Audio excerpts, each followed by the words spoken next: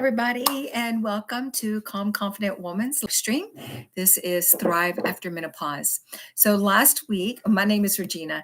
Last week, we had the pleasure of having a special guest with Nidra Pandya, a life coach, who talked to us about how the hormones impact our mental health and well-being and fitness, and how our mental well-being can impact our hormones.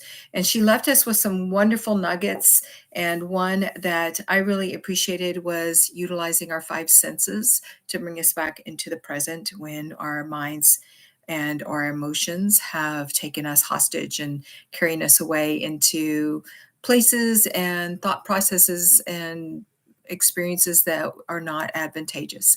So if you missed that replay, it is doing great. If you missed that live, the replay is up and is doing well. So check that out.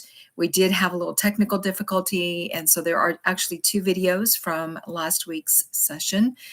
So catch the one that, or you can catch them both, but you'll see when you go on there which one has Nidra on it. Okay.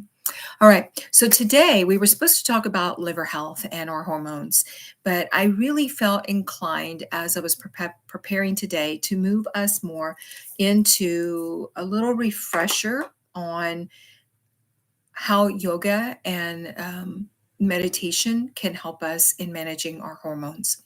So I like to guide, and most of my clients, actually the clients that I find that resonate with me, really prefer a slower, focused practice where we are in our poses a little bit longer. We take a little bit longer to move from one pose to the next.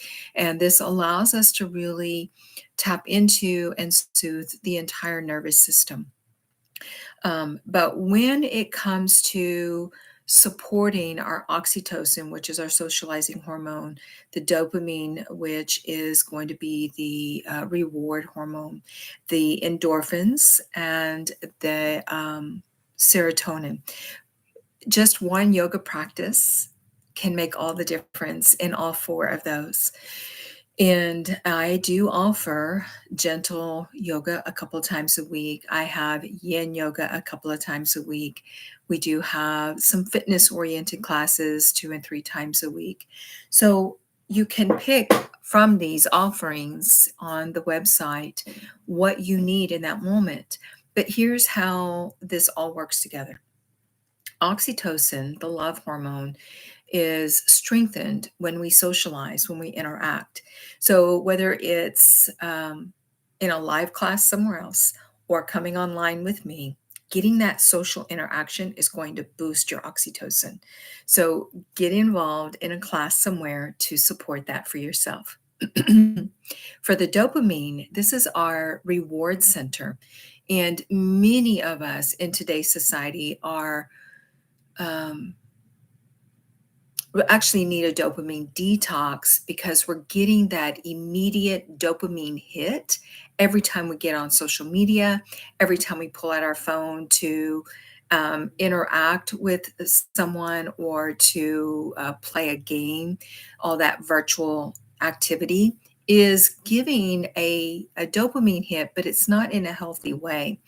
So when we engage in self-care activities instead of those quick hits that we get from social media and virtual games and things of that nature, then we're getting the healthier dopamine that's going to serve us well and moving forward. Pardon me. So that's something to think about. I do think it's important that we take periodic dopamine detoxes, and in that I'm talking about a detox from the social media and the virtual games and things of that nature. Then when we come to the endorphins are actual, these are our natural painkillers. So exercise, and that can include the yoga shred, the weighted workouts that I offer, the core connection, as well as the yoga classes. All of those are going to help with the endorphin release. But it also comes from laughing. So watch a funny movie, play with your kids or your grandkids, get engaged with someone, watch a comedy, watch a comedian, something that's going to have you laughing will support those endorphins. And then serotonin. And this is going to be our most beneficial hormone for mood stability, and it comes from mindfulness and meditation. In my yoga classes, we move mindfully. I do offer a moment, a few minutes in class of meditation, and often we're focused with our breath. I might cue you through a little body scan, things of that nature that are going to support that serotonin release.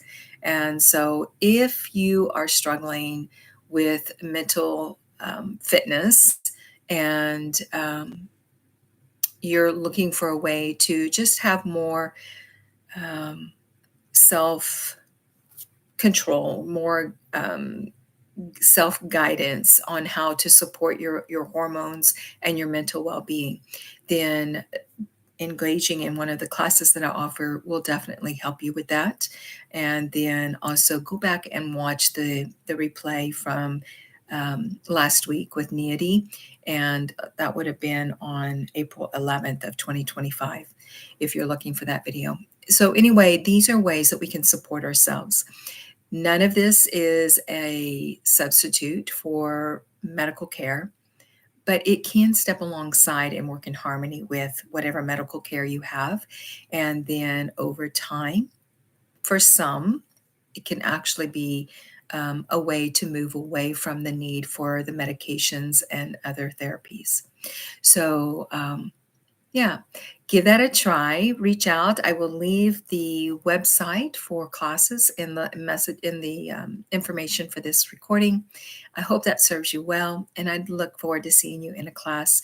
Remember, all of my classes are designed specifically for mature women and very honoring of our body's needs at this point in time.